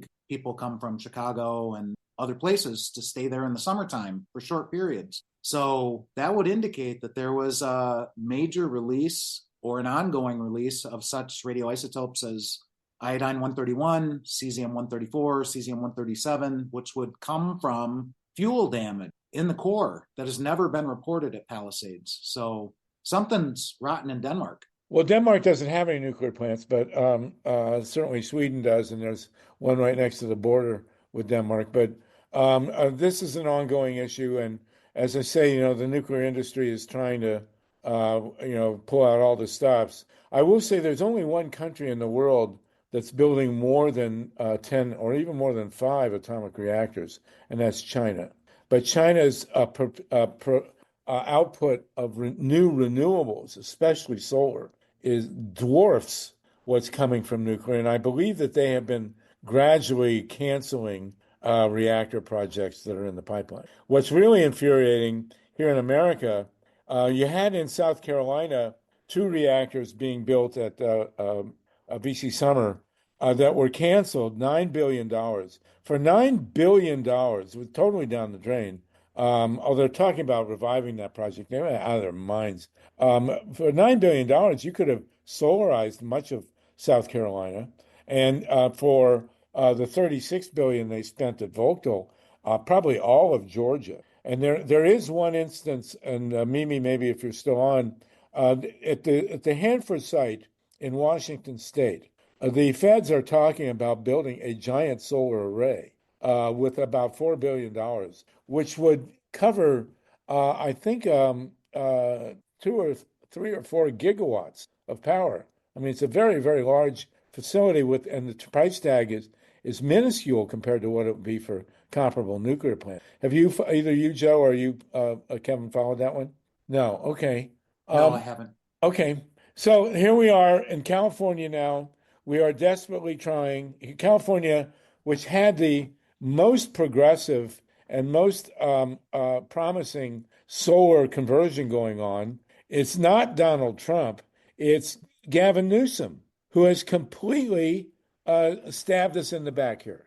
We had an agreement in 2018 to shut Diablo Canyon in 24 and 25 and to phase in renewable energy at a much reduced cost. And instead, Newsom killed it, or at least put it in abeyance in 22. And we now have the second highest electric rates in America. And now they want to build more. Somebody wants to build more nuclear plants. So do you want to comment on that in terms of the bigger picture, Kevin? And then Joe, if you'll give us your final assessment on the health studies, and then we're going to move on to go back to Trump and the stock market, which we really need to discuss. Go ahead, Kevin. Kevin, can you hear Just me? wanted to emphasize in the Vogel Truth Report that I shared in the chat, there's a really shocking figure about the number of disconnections that have been carried out by Southern Nuclear and Georgia Power. It's approaching 10% of the ratepayers in the service area. It's people who can't afford to pay their electric bills because they're getting gouged by these companies to pay for the financing on the Vogel units 3 and 4 new build. And that's in addition to $12 billion in federal taxpayer-backed nuclear loan guarantees. So in addition to all the safety risks, these are monetary crimes, but they're legalized. Yeah, and we should point out that the initial $8.3 billion government loan for the Vogtle reactor, the 2 reactors of Vogtle, came from Obama. It was Obama's idea, with his all of the above BS, to fund Vogtle in the beginning, which is as big a financial catastrophe as the United States has ever suffered, $36 billion. And the first the reactors would not have happened without Obama. And then Trump added, what was it, 3.7 billion. So a third of the reactors at Vogtle come from federal money. And now, it's a disaster economically. And 16 billion in Michigan to revive Palisades. That's insane. Well, 8 billion to restart the old reactor and 7.5 billion to build 2 SMRs. So yeah, 16 billion altogether. Well, you heard it here first. Joe Mangano, do you want to tell us what your next step is on the health impacts? And then we're going to talk about Trump and the stock market and the global economy really quickly, and also the purge within the federal government. Joe? Yeah, I'll just mention that the report I just put up on the chat of the 16 oldest plants. Very simply, the local rates in the late 60s, early 70s, as they were being opened, where the cancer rate was 6% below the U.S. At the 20-year mark of operation, it had become even to the U.S., and that now, most recently, is 6% above. So going from 6% below to above. These 16 counties where they're located have about 1.3 million people, and the excess cancers is around 9,000. Now, this is any indication of how badly our people are getting harmed. The numbers are much higher, especially as plants get older and other plants hit the 40 and 50-year mark. And I should add too that there were 9,000 excess cancer deaths. There were 20,000 total deaths. There are other increases in other causes of death. And I'm not talking about accident or homicide or suicide, but medical causes. We can't discount that as well. So the need for a comprehensive study is urgent. And I say that we have nothing to lose by going to Robert Kennedy. Well, okay. Good luck with that. I will say, yeah. Paul Newman has a question. Paul, go ahead, please. Paul Newman, are you unmuted? Now I'm unmuted. Thank you. Go ahead. You were going to segue into the financial situation in the stock market, but this is also related to what you're talking about. And I believe, as you know, cryptocurrency requires a lot of energy. And I think if some of these Silicon Valley companies want to use nuclear power plants, but their idea of what they think is safe nuclear power plants that are smaller, but to run their cryptocurrency operations. Yes, and it's completely wacky. If you look at anything having to do with these small reactors, it's completely impractical. I mean, they've already failed. The first company, NuScale, which got a license to build small reactors, their projected costs per kilowatt hour just went straight up before they even came close to producing a reactor, and their time frames have stretched out by years. Like I say, the renewables are just continuing to boom. And the United States is going to be pretty much alone in this. Like I say, the Chinese are building some reactors, but the number has been dropping and it's dwarfed by renewables. No one else on Earth, is building any with any great diligence. There's two under construction in Great Britain. They're just finishing one up in France, which cost them an arm and a leg. Same in Finland. And the only people wanting to export reactors at this point are, you guessed it, Russia. So, and there's no indication that's going to move ahead with any kind of economic reality either. Mike Hersh, and then we want to talk about the stock market. Thank you for that, Paul. Yeah, I think that we can summarize this for anybody who feels kind of overwhelmed with all these details, that we've got a lot of old nuclear plants. They get less safe as they get older, more likely to melt down, and more likely to leak. There's no such thing as a safe nuclear power plant, period. They're uninsurable, they're unsafe, they're not financially or economically feasible. They are being used, Sluggo, you made a very good point, because they're centrally controllable and they can be used to dictate policies to people. And I also think that China might be using nuclear power plants to fuel their own nuclear arsenal, because there's no other explanation that makes sense. I don't think that these people who are doing this are insane. I don't think that they can use an insanity defense in court if something goes wrong.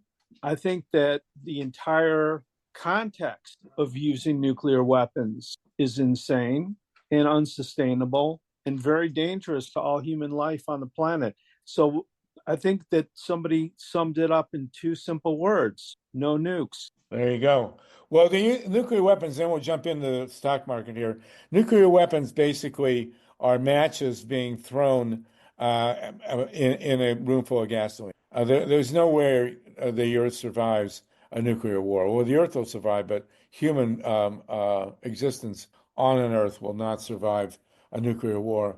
Okay, we're down to the last. Thank you for that, Mike. We're down to the last few minutes here. I do want to talk about what's on many people's minds, certainly in the media, is the state of the economy, and especially most visibly the stock market. And I don't know how many of you picked it up, but Rachel Maddow has been very good at this. She's very astute. And when the market first was crashing because of the tariffs that Trump was throwing around up and down, what really grabbed the world financial markets was not so much the stock markets as T-bills. And I'm sure many of us who are not in the financial world are not so aware of T-bills, treasury bills, government bonds. But for many decades, certainly since World War II, U.S. government bonds, treasury bills, have been the go-to reality, along with gold, I guess, for a stable global economy. And what people in the business noticed and were freaked out about most was not the stock market going down, but was a loss of confidence in T-bills, which is apparently very significant. And I don't know enough about global economic manipulations to know much more beyond what I've read in it. But there are those who believe that Trump backed off on the tariffs, not because of the stock market, but because T-bills got really shaky. And so we're all students here. There's still 59 of us. We are the a Zoom call with the longest attention span. But the reality is that I think going forward, those of us who are following this need to watch the reporting on the T-bills, because the treasuries went up in return, which meant that they became less a worthwhile investment. And what's happening, as best I can tell, is that Trump is shaking the confidence of global investors in the American economy. And with that comes a questioning of the dollar. Because, our prosperity in this country has been pegged to the stability of treasury bills and the stability of the U.S. dollar. And what he has done now is call both into question. So the question then is, are we heading into a depression? And the answer, if you look at the stability or the instability that's being caused here in the dollar and in T-bills, that's where the real action. And so it's just an advisory. I don't have any great expertise in this, but I do know what I've read. And the first one I really saw it from was Rachel Maddow, and she gave a very, very coherent explanation. So the other thing I want to raise, Lynn Feinerman, you want to jump in, and then I want to talk about the manipulation of the stock market, which is also significant, and the real motivation behind the purge of federal employees. But go ahead, Lynn, please, and then we'll talk about those. It's a question. Yeah. I have been looking at this T-bill matter myself, and I wonder, is it simply that the world is turning away from T-bills, that the global investment in T-bills is destabilizing that particular corner of the market? The attraction of investing in T-bills was not necessarily the return, which has never been that high, but the stability of the U.S. government and the ability, the confidence that mega investors, and these aren't even MAGA people, these are mega people, the confidence that very, very wealthy people and institutions will have on the ability of the U.S. government to repay their investment. There has been, since World War II, no more stable investment with any kind of return than a T-bill, because that people have had worldwide unshakable faith in the full faith and credit of the United States government. But if that's, then we're all de-iced, because the full faith and credit of the U.S. government also covers the FDIC insurance, correct? Yes. Yeah.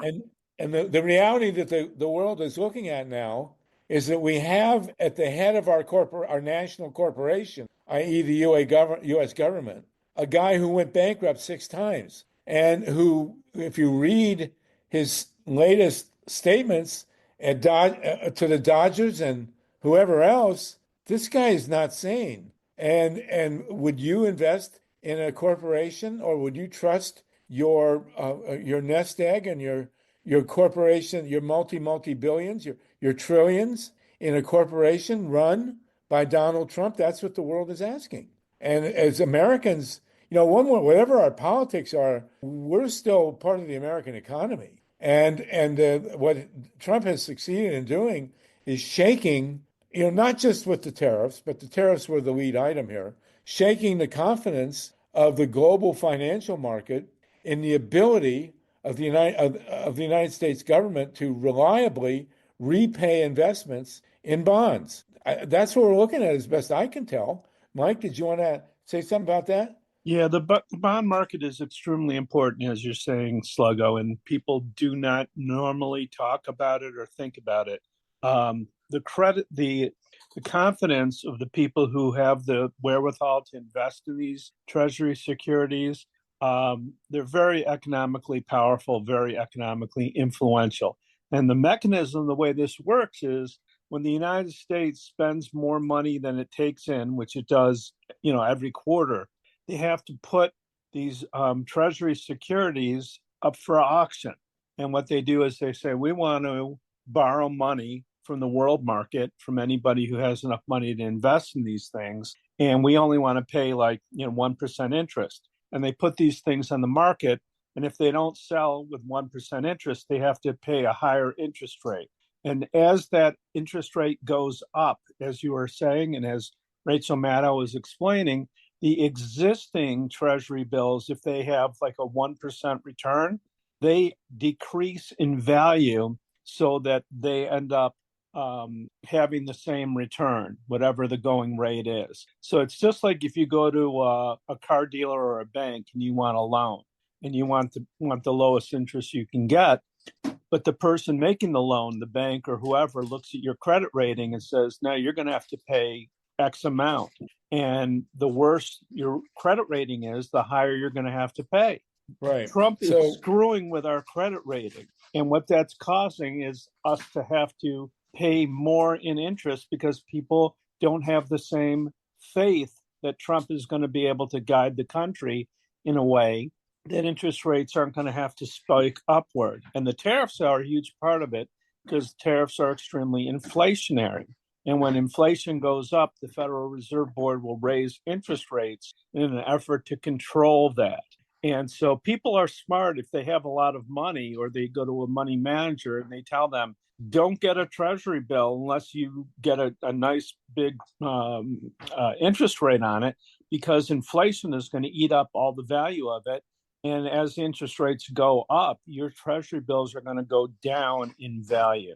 Right. And the question now we're facing, since World War II, there's been no real global competitor with the U.S. as a safe haven for investment. The question now is, who are you going to invest in first, Trump or Xi? I mean, look at the Chinese, not only the Chinese economy, but BRICS, Brazil, Russia, India, China, and somebody else. I'm missing a country here, but you as a global financier, people are starting to say, well, should we bank our money with the U.S. or should we bank our money with BRICS and or China?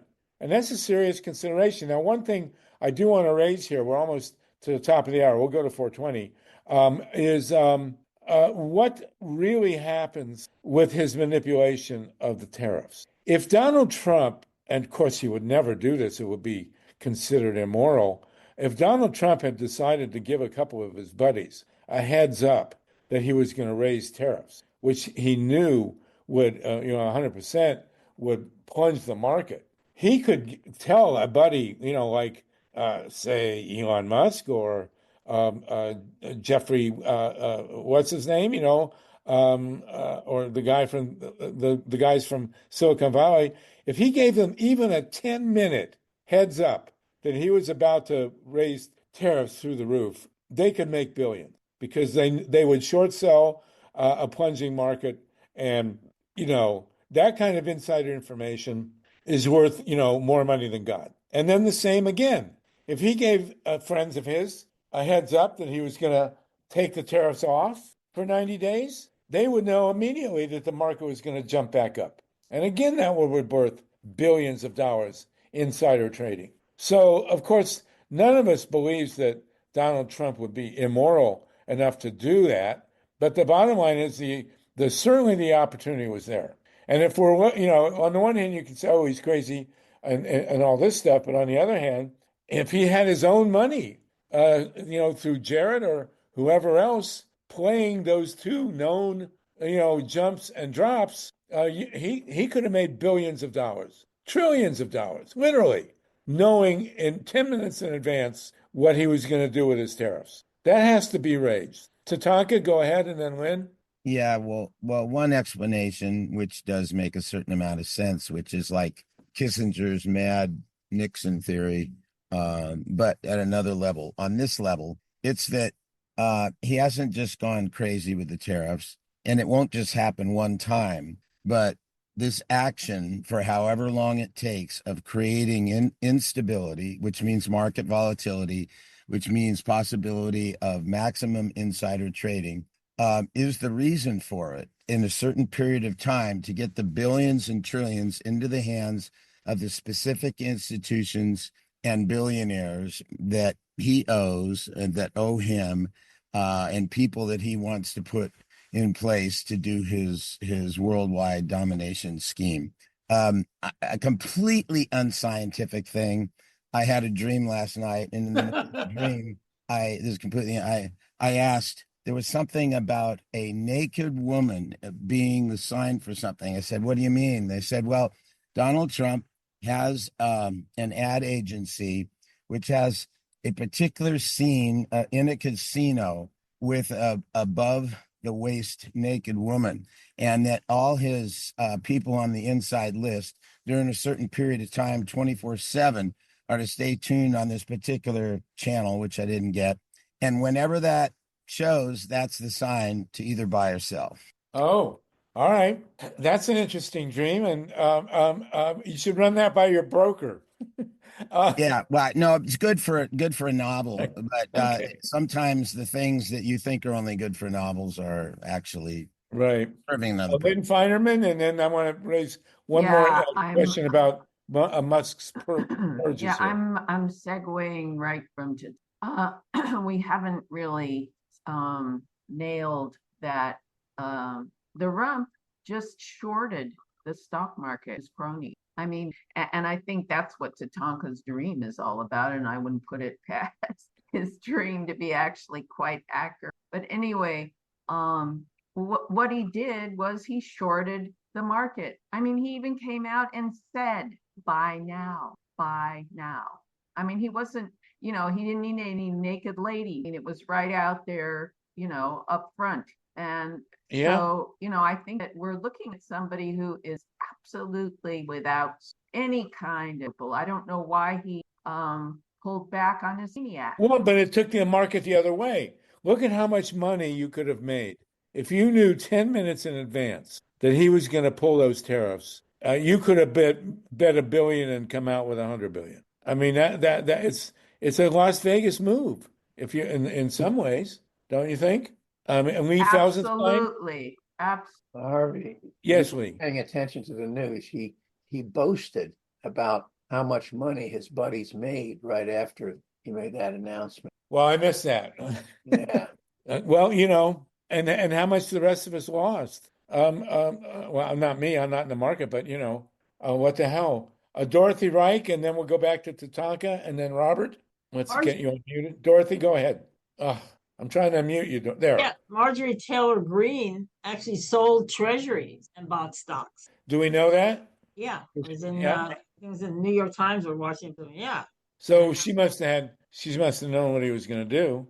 Yeah, for sure. So that'll fund her next campaign for governor or senator. I think she's going to run for We senate. need to outlaw individual stock trades by elected officials, and they can't get it done because they're all making too much. Exactly. I do want to mention one other thing. The purges that Musk and Bobby Kennedy, who fired 10,000 people, and these other purges, they're all, there's nothing about efficiency in there. This is all meant to clean out the government apparatus so that it can be filled with actual, morons. What's that? Actual morons. Well, but operatives, functional, people who are, Hitler did the same Up to thing. 700 measles cases. And Andrew Jackson did the same thing. Andrew Jackson, they hated the civil service. He filled it with his own people. It's called the spoils system. So when Musk goes in and says he's going to save money, it's not about saving money. It's about opening the government for control at all levels. What they're going to do is they're going to fire people, and then they're going to make everybody contract labor, and their people are going to be the contractors who provide the labor. Right. People will get paid less. They'll have they have health insurance at all. It won't be good. And it'll cost us the same, because the difference between what the contract labor is going to get paid and what the government's going to get charged by the contractors becomes friends. The difference, that's their profit. So we're not going to save any money, but Trump's guys will make the spread.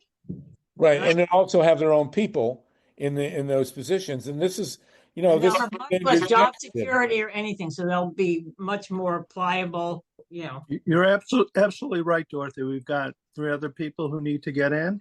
Sorry. Thank you, Dorothy. You're right on all counts. Take a Tatanka, we'll big- go back to Tatanka, and then who else had a hand raised? I'm missing We've got here. we've got Robert and Nicole. Okay, Tatanka, Robert, Yeah. and Nicole. Does anyone, Lynn, Nancy, Mike, Dorothy, anybody have any update or any confidence at all that the desire for the Congress to get into this insider trading, which was immediate, is there any update on that? Is there any effectiveness, or do we just try to get Vegas to lay odds on how effective it'll be and then go gamble? Elizabeth Warren is asking for an investigation. That's about as far as they got. So Yeah.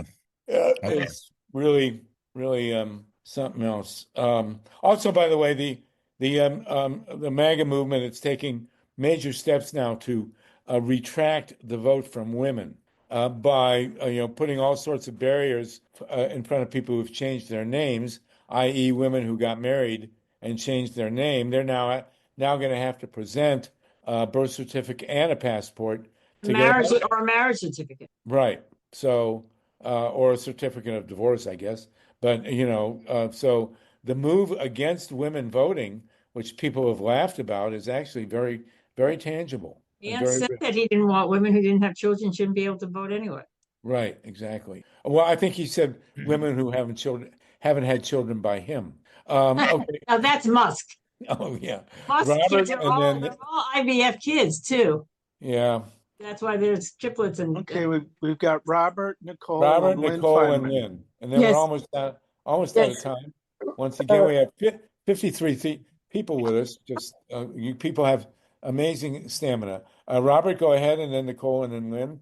Thank and you. by the way, again, make sure we're not meeting for the next 2 weeks. Our next meeting is May 5th. So next 2 weeks we will not be convening. But go ahead, Robert, Nicole, and Lynn. Robert? Thank you. It's always interesting to be in part of these conversations. We haven't been deported by them. Dorothy, please. Go ahead. Love you, but we got to get through this. Okay, Robert, go ahead. I basically want to express my distress that there don't seem to be any adults in the room. We are a great country of 300 million people, and yet we complain that this one man can get away with all of the things he can get away with.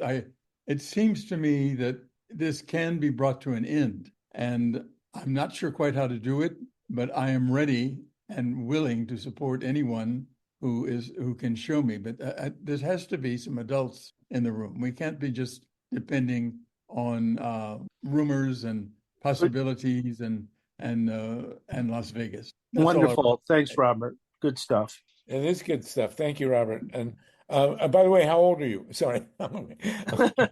Nicole, and then Lynn. Hi. And then David. Yes, to answer this last question, Congressman Raskin said that the judge that has their orders not followed, he can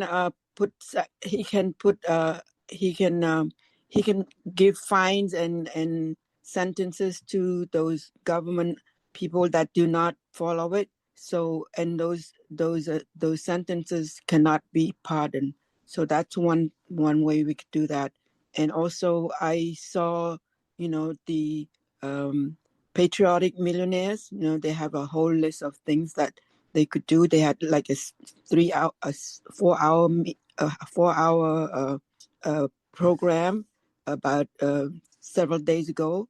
And also, Amnesty International has just put out a petition asking the Congresses to not fund that prison in the bill, so that, and now that he's thinking of using those prisons to put American citizens, it's even the more important that we ask our congressmen not to support the funding of those prisons in Guatemala, I think, whatever that country El is. Salvador, El but that's a good Salvador. one. El Salvador.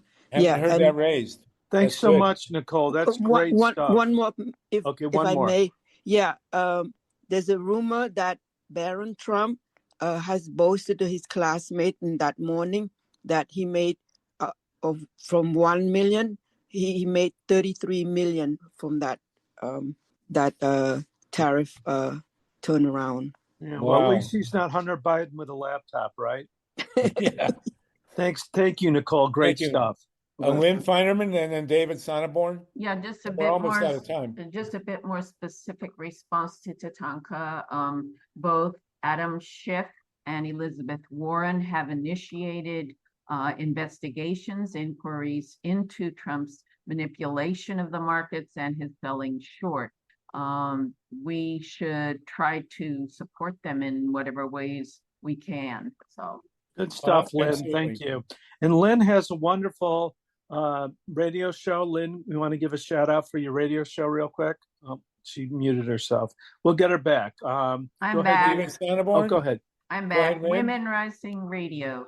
The URL is www.womenrisingradio.com. Thank you very much. Thank you. Thank you for your wonderful show. And Dr. David Sonneborn, close us out.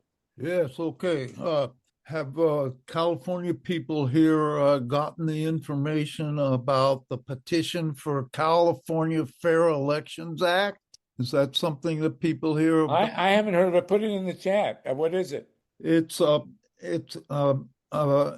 moving through the state legislature, SB 42, and what it would do is to get to repeal the ban on public financing of election campaign. Really germane to this group. I could send you the petition, but I'm putting it in now. May 5th would still be plenty of time to get people on board for this. All right, that sounds good. Thank you for that. And real quick, both Steve Caruso and I dropped a donation link. We don't do fund drives here. We don't usually beg for money, but we're going to be off for a couple of weeks. So if you miss us, it'd be a good opportunity to give us a little bit of a gift, throw a little money in the tip jar, and keep us rocking and rolling. Thank you for that, and thank you, Dorothy. Good to see you, Dr. Nancy. Everybody, your contributions have been fabulous. Does Steve Caruso, you got a hand there? Yeah, this is a clip, and I can play it because it's our video, and if YouTube cracks down on that, I ask God to forgive them. But this is Tatanka from March 10th talking about what's happening, and it was really inspirational, so I had to take it out and show it to you. Hold on a second. Let's see it. While you're doing that, Ruth Strauss mentioned the movie Far Out. If you have a group that can do a movie showing and raise some money for yourselves, we'll make the film available. It's called Far Out. I'll send you a trailer or a link. You can see the whole movie. Write me Solartopia@gmail. SOLARTOPIA@gmail.com. We call it the Naked Hippie movie, but there really aren't that many naked hippies in there. Although it did look good back then. Dr. Nancy, go ahead while we're waiting for Tatanka's clip. Yeah, my niece helped produce a movie. She's in New York about called The Encampments, and it just started at local Lemley's, free today and tomorrow. And it's about Columbia University student protests about investments in the arms to Israel. And apparently it's really good. Okay, good. Anybody else have an announcement? Are we waiting for this, Steve, to load up? It's loading up. Okay. A reminder, So, we're going to be off for 2 weeks. We're going to be back May 5th, we're going to be back. And but I'm sure a ton will be happening between now and then. But for us in California, we've got to stop this nuclear madness. It's absolutely insane. And we're looking for a good candidate to run for governor who will pledge to shut Diablo Canyon as agreed in 2018. All we need to do is go back to the plan that was drafted in 2018. Eddie Yee will agree to that. What's that? Eddie Yee will agree to that. Oh, good. Okay. Well, let's get her to do that. We need a definite commitment. Those reactors have got to shut as soon as possible, and we got to stop paying the $11 billion that they're demanding to keep Diablo open. Here's the Go ahead. They do not. Oh, here we go.